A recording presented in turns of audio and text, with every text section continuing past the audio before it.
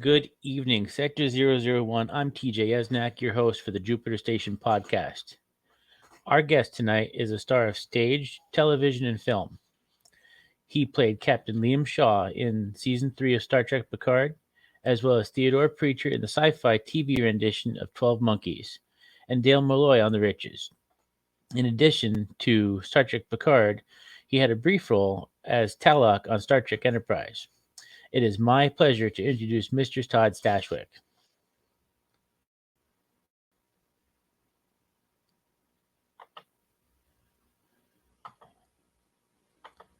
Hey! Hi, Todd. Thanks for joining us tonight.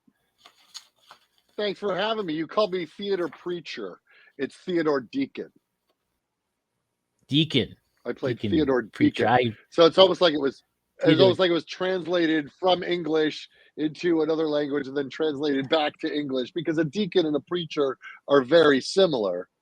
But I played Theodore Deacon for those playing at home. That was one big typo. My apologies. It's all right. For those who might not know you, and I think that's probably like 4 people on the entire planet, can you give us a little bit of background on Todd Stashwick? On a windswept Midwestern autumn day, October 16th, 1968, I bounced forth at Swedish Covenant Hospital, the hospital that gives birth to heroes, because it's also the same hospital that Harrison Ford was born in. That's when I came into the world. I was a sci-fi kid from way back. My first action figures were Kirk, Spock, and McCoy in 1974. I was a theater kid. I was a Star Wars kid. I was a Dungeons and Dragons kid. Not much has changed.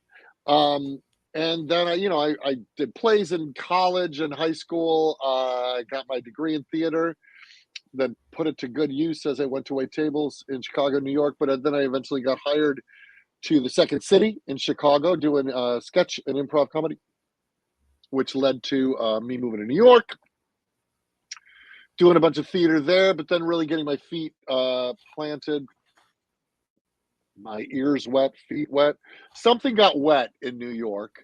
I got wet in New York, and that was I started doing a lot more commercials and television, which led to moving to Los Angeles, which led to doing television and film.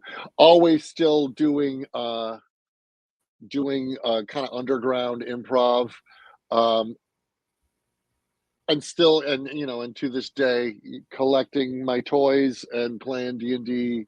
Those things that propelled me into wanting to be a performer in the first place, sort of living in imagined worlds, they hold true to this day. So I never let go of childhood things. Nor should you. They say that you can get old, but you never grow up. Exactly. What's the point? I spend my adult life living the childhood of my dreams. And we very much appreciate that. You've done some awesome work. Thank you, sir. Speaking of which, you played Captain Shaw for Picard's last season. And a lot of viewers at first weren't really fans of Shaw. But he They came love around. to tell me. Oh, absolutely. What was your inspiration for the character?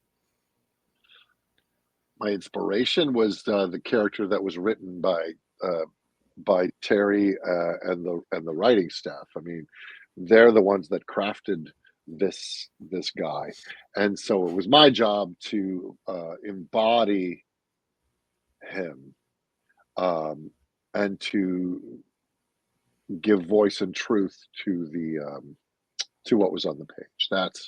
That's our job as actors, as it is a symbiotic relationship between the writers, the directors, and the actors. It takes all 3 of them to create a character. It's not all me.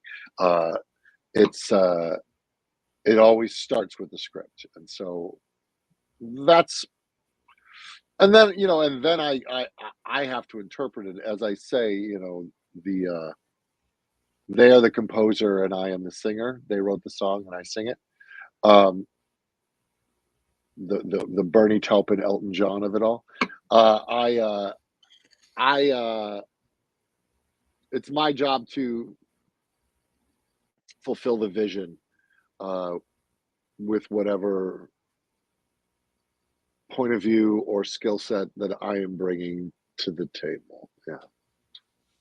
So basically, Terry and the crew give you parameters, and then you work within those parameters, and that's how you Well, develop your character. what they do is they write a character, and then with the character they write the background of the character, and then you see what other people say about the character in the script, and then you see uh, your own feelings and thoughts based on the moments that they are placed in.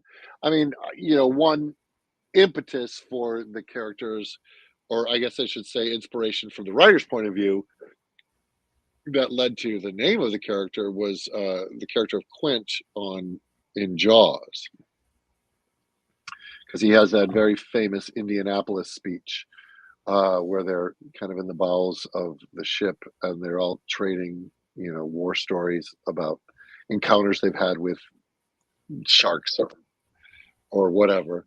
And then Quint goes into that long, very emotional, very dark speech about being on the USS Indianapolis. And so, as that being inspiration, knowing that the writers wanted a character that would definitely hold something against Picard, and especially with the themes of this season being really about Borg and how Jean-Luc still, that shadow looms large over him, and then to me be a stark reminder of the consequences of that situation.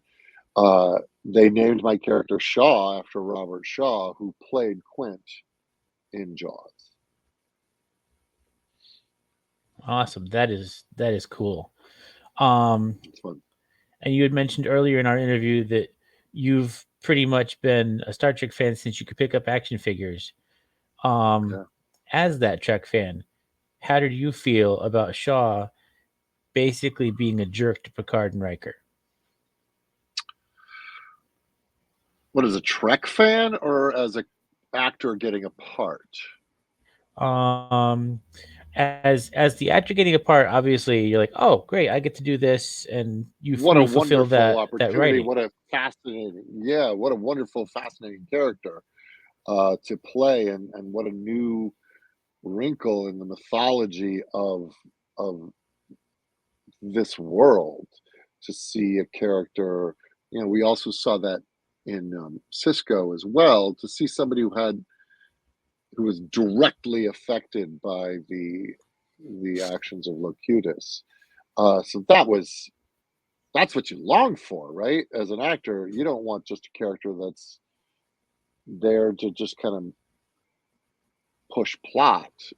This character dug into the psychology of himself as well as the psychology and relationships of Jean-Luc. So that is what a rare and wonderful opportunity. And as a fan of good science fiction, Trek being one of them, that's what you want to see on screen, right? You don't want to see everything calm and easy. You want to see people confronted with their own demons, confronted with obstacles that they have to figure out how to overcome, because otherwise it's a pretty short show.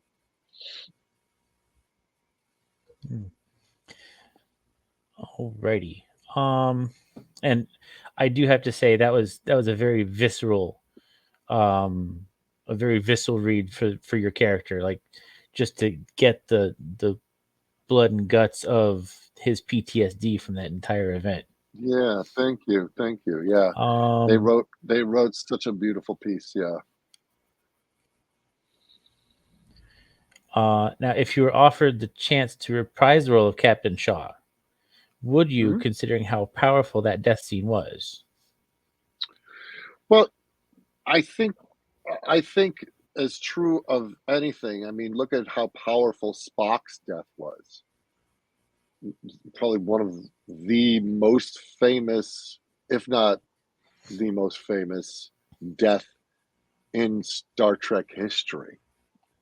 is I am and always will be your friend. Like, that's a very potent, meaningful death, and somehow he still came back to enact other adventures going forward, all the way up into the J.J. Abrams films, where future Spock kind of intruded on past Spock or informed. So I think the bottom line is it all comes down to the writing.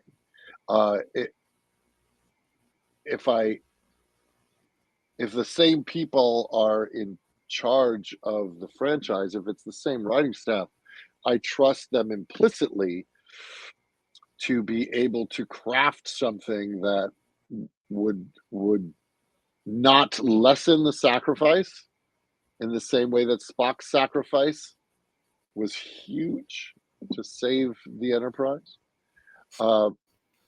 Shaw's sacrifice to help save the galaxy from the Borg, huge. I trust that the writers will still find a way to preserve the meaning of that, and then still explore and have a very valid reason other than, hey, wouldn't it be fun to get Stashwick back? To have a very valid reason why Shaw would be included in these further adventures.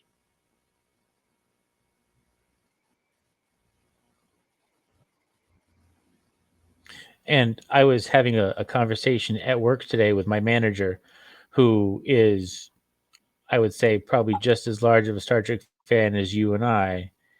And he said, "Oh, like if you do ask him," he said, "ask him what he thinks about Seven of Nine using nanoprobes and bringing Shaw back like that." He said, "Because we didn't actually see a body." I said, "I knew there was a reason we kept you in the back office."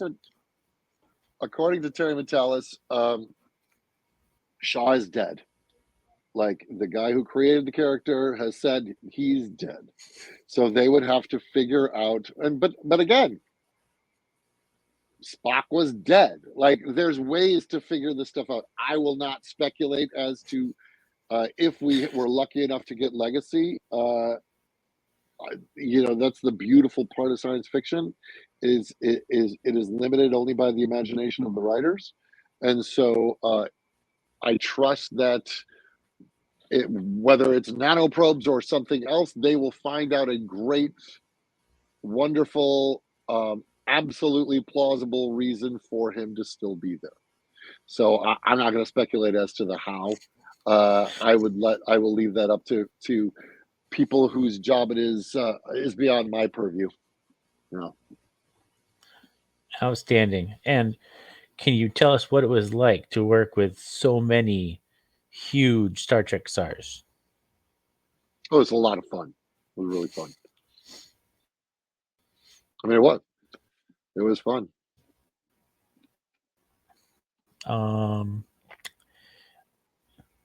I can only imagine. Now, you also played Talok on Enterprise, which I loved. Enterprise. A lot of people don't like it, but I absolutely loved Enterprise. Did you basically go with what was written on the script, or did you kind of research Vulcans along the way, or how did that end up coming to fruition? He was a Romulan, technically. He was technically a Romulan, not a Vulcan. Good point. So again, it all starts back to it all goes back to the writing and the fact that this character was the fact that I knew that he was a Romulan disguised as a Vulcan gave me opportunities that upon rewatch, you see me allowing the Romulan emotion to spike in spots that almost tip the fact that he's not a Vulcan. You can kind of, if you know in hindsight, you go, oh, he's acting a little more emotional here than a Vulcan would. He's acting, his situation is spiking in ways that it would not otherwise. Yeah, if he was just a strict Vulcan, it's fun. And I very much enjoyed that episode. I definitely got to say it was one of my favorites, along with a few of the other shows you were in, like Burn Notice. I gotta say directed by that was an Jonathan awesome Frakes. role. So I going didn't back know to your that. previous question, what was it? What was it like to work with these guys? I had worked with Jonathan in the past, so I knew him long before I ever stepped onto the bridge with him. And then Terry, I had worked with for 4 seasons on 12 Monkeys, so there was such a sense of family already existing before I even got there for me. Before I even said anything, I already had kinship with some people on that set, and so it was very warm. It was very wonderful. It was very thrilling to be asked to be included in this big last adventure for the next gen crew. Uh, what a what a wonderful confluence of circumstance that I had this 4 year relationship on 12 Monkeys with Terry, and then to then have that turn into then Terry to get the job show running Picard, and then him creating this role for me, and then to it was a special season, and what a wonderful treat as an actor to be able to play a character that has such meat on the bone, work with such accomplished actors like Patrick and Jonathan and Marina and Gates and Brent and LeVar. Like, what a wonderful, that's all we want as actors, is to be given great material and be given great people to work with great directors. And so, and then I guess the cherry on the cake is it was Star Trek, right? So I've gotten the chance to work on with a lot of wonderful actors and a lot of projects, uh, and then that fact that this one was also Star Trek just makes it even more special. Um, but Burn Notice, I had done 2 episodes of that show, and one of the episodes was directed by Jonathan Frakes, and that's where I met him, and that was more than a decade ago. Yeah. I'm kind of dating myself on that one. So, um, now while you were working on Enterprise, uh, how did you like working with Scott Bakula? He's lovely. I also got to work with him on Men of a Certain Age. So it's as the longer you're in this town, the more certain people start circulating into your purview, and you're like, wow, we who would have thought that we would have met up again here? So I worked with Scott on Enterprise. We had fight scenes and we had a blast.